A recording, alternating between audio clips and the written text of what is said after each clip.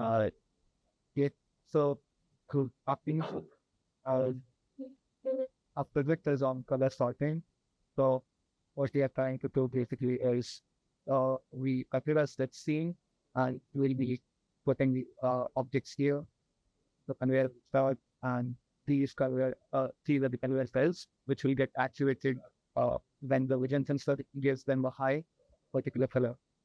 So the uh, ladder logic for this is uh, we gave a start button and then we latched it with the run, and then we gave this as a stop, uh, and then we continue the circuit with the entry conveyor and exit conveyor. So it keeps on both the conveyors, and then I wish I had enough the box to just go ahead. Next, we have the FFC features lock. So this is when the vision sensor detects a high, it gives a color code. So it's 1 for blue, 4 for green, and 7 for gray. When it takes the blue box, it will give 1 color, and then this will get high. So the short cycle one will get 4. Similarly for other ones, short cycle one short cycle initiated. So when we move forward with short cycle, let's assume we got a high from blue, the short cycle will get activated, and then here we have the timer for first short cycle. So this parallel when so this is a time pulse block. We didn't use any exit tensor to like deviate the box series use this so that the first conveyor will the first sort of conveyor will get activated and it which stays high for a particular period of time. So that's like 1.5 seconds. So that's basically the function of time pulse, and it gets back to its original position after that particular. Okay, this is for short cycle. This is pause here to activate the short term one and shorter pen. Same is the logic for the other people. You actually the short cycle two, sort of like a string. Yes, and then so as I said, let's assume for first one, for 31 units get activated. We have a counter blocks here. So this we have given a maximum counter value of 1,000 blocks. So this just take the value and this will give the current value. So we have done this multiple times. So it's just that to keep in view, we add few things running behind the count that we have right now. Goal in 2 is to reset. So when we press the reset button, this resets the counter values. Similarly, we have the counter for the green and J. Next, we have the move block. So in move block, what happened is we have the counters here as well.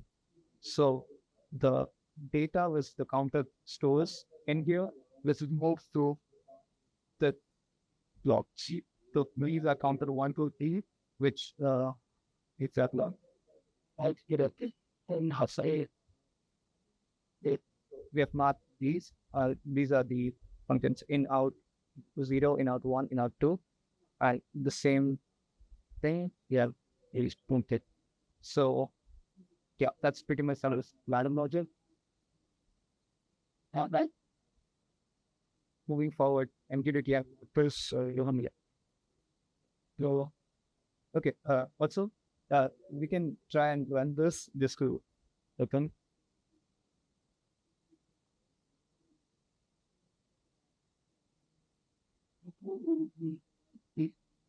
Then just target this there. Okay, activity. First one is the blue, the second one the green, the third one is the tail.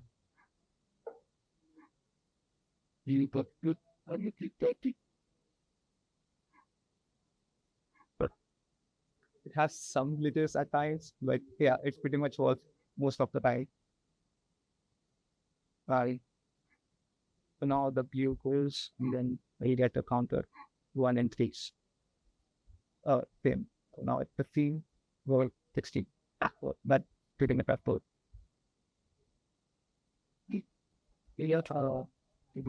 like what was happening. So the somewhat mismatching here going with the first stage with particularly quick here and all these are in the bowl. We also see the right here. Yep.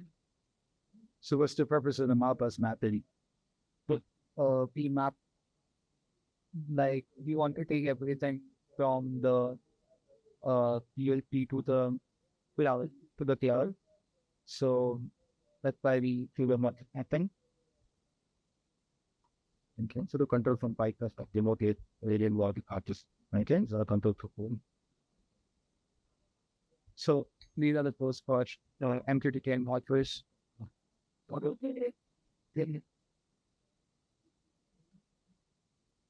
So all the variables here, we have defined all these variables in our stored.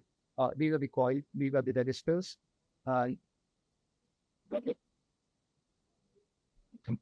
Yeah, so this is where we call all the values from there, and we have connected the client here.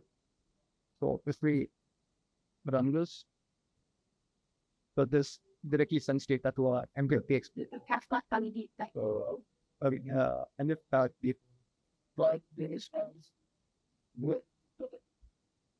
so we have this code running. This is a benefit HTML. So now we have run that code. So we should be able to see our data in here. So it's Micro800 PLC is our PLC. And this is the data we are publishing. There, those are the here with the these are for the blue count, green count, gray count, and the total count. We see how there is a big gap because we have stopped the system for now. And we like to see how frequently we use the accountants so we get a better indicator of what like an error detection or 10 if we can follow. Or non. So next is the data graph. Yeah, next is the data graph wherein we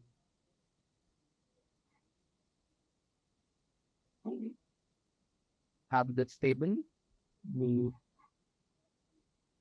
have mapped this entire table to this. So whenever we get so we get the values in accordance with whatever the data transfer PI. So what's happening as the best, we are getting the data from the MQTT cloud server and we are storing that data in the database. And from here we'll be keeping this data on the NetQuest table. Cool. This is using almost similar to what we use in the class. So I have that running in the platform. So maybe 10.0. The system is still running. I can just set this up in a way you can see everything. So this first. If they can okay. So finish this one. Yeah.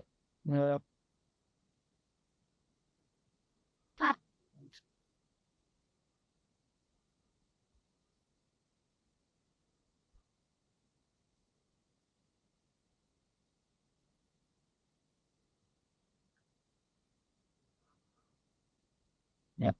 If it started, the selection will starting. Look.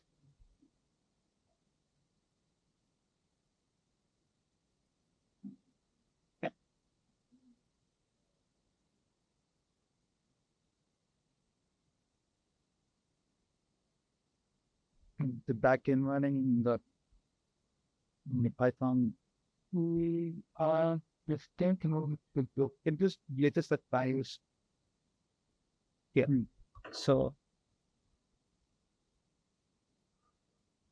we started the system from streamlet, and then we can stop it. Yeah, it's all. Basically, this is what the stream we can defeat this for. We can control it on our apps and do it from our phone or tablets with it and cable. So this reset counter is just to reset all these values to like get a fresh count. For like if we run it for a particular time, we can count how many boxes are being sorted and then how much can we fit in an hour or something like that. So if it others get those, you don't do it. Okay, there's copy data. One point. Oh, I thought, yeah, I need to start that to get the best shot. That's pretty much it. And in the stream data, we also have the query data. So this pulls the data from the data group. So if you want to track the data with here in here, this is all the data we are getting. This is the graph. This doesn't just because we stop and start. So that varies according to our runtime. Everything is it now. Yeah. So it's with respect to time, with color, and these are the color codes for each count. And the red one is the total count of the boxes. Okay. Yeah. Good. That's it for the streamlet. Moving forward, we said dollars in the given the modern training happen. Right. How to so you wait now. If you're out it, yeah, they cut you don't have or take out. Well, I said, yeah, no. This is your data set that you selected? Yeah. And have it. And you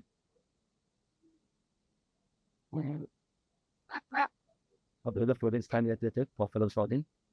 So in this, we took around 160 images for our MN model train on. So why we use the MN model is to detect like you can see monitor live monitoring of availability. If someone sitting in the office, you can see, okay, machine is working, like suppose the green box will go it, and you finish to, okay, this is the green one going, blue one going, it's sorting correct. For that, we have here the MN model for that. So, first I want to show you the code, how to, yes. So, for that, for the screen capture, we have this OpenCV. So, the code is for screen capture, and then select the region of interest by like how we use the snip tool. The same way we can crop the in which we want to focus on, and then everything.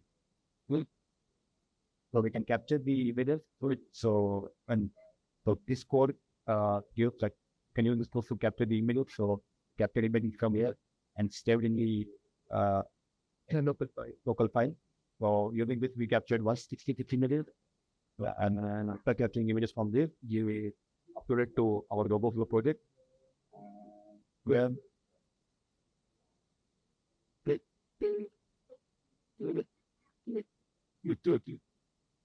then after uploading, then we do annotation, in the box field, where according to color, green, blue, and gray. After that, what we did, we added to modern based on the colors, and we named them those and blue box for blue color and like send it. Then after that, we leave the data and we like from train, then evaluate and space. So our ratio like 670 to 1060. So on that basis, we take our data. After that, then we use the readily available models here. So to train our model, we use the readily available Bitcoin. It is like free for public users. So we use that. So that like after using that, we train the model, then we have to test our model again. For it is working for the new like scenario or something. For that, you have to go again. Like you have to give a little bit of that probably that. Yes, totally. here we can upload our image in the code, and then here as of now there is no image. We can just paste the actual location of the image, and then after uploading, then it shows the thing. It detects okay, this is the gray box, the blue box. That means it's working. While it's working, then we deploy it, and we can do the live gaming. So we have the code to stream it live. Nothing. How then you do that? What is that? What you do? It was all very good. You told what you do it. Okay, but I do you like you can so like so this code consists of all the snipping, like the selecting of region of interest and the streaming part, and that's this.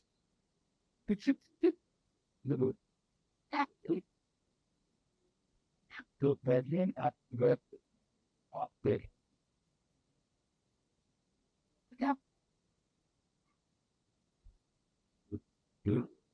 I need to look at it. Yeah, this is too. See what good news. But I think who have the stipulated. Yeah, that's good. They have it at head. You even people it now.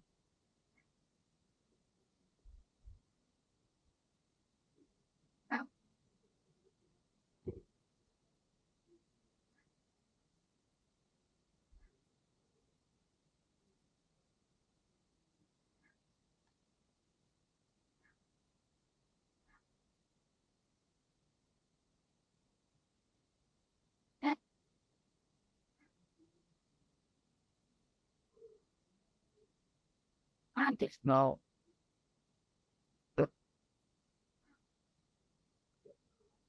So we select the medium tools to generally enter. Okay. So yeah, so that's We can like monitor live the color of oxygen where and how they are shifting on other bits of it or the bit of their conveyor, like the dedicated parts or not. So you can check from your live monitor. yeah. So this is basically like monitoring, and for now and for this project we have done this part, but then we can also give a live counter here to count how many boxes we have sorted in a particular period of time. Uh, and we can validate that with the counter values calculated just to check how efficient group of the model is and if we can use it for any other purpose. So we can use this live this thing to check for any suppose the system fails and boxes stack up.